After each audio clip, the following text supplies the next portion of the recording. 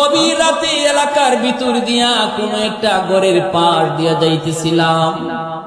রাত বাজে তখন 3টা, তাহাজ্জুদের টাইম।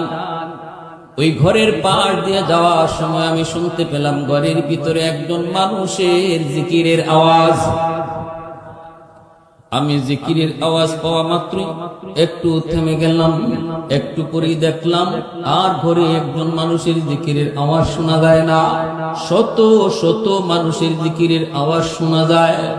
আমি দেখতেছি শুধু মানুষের আওয়াজ নয়, আমি আরেকটু ফলো করে দেখলাম ওই ঘরের দরজা থেকেও জিকিরের আওয়াজ বের হচ্ছে, জানালা থেকেও জিকিরের আওয়াজ বের হচ্ছে, প্রতিটা ইটের কণা থেকেও জিকিরের আওয়াজ বের হচ্ছে। আমার পশমগুলি দাঁড়ায় গেল, আমি আড়ালে দাঁড়ায় রইলাম, আর শরীর কাঁপতেছে।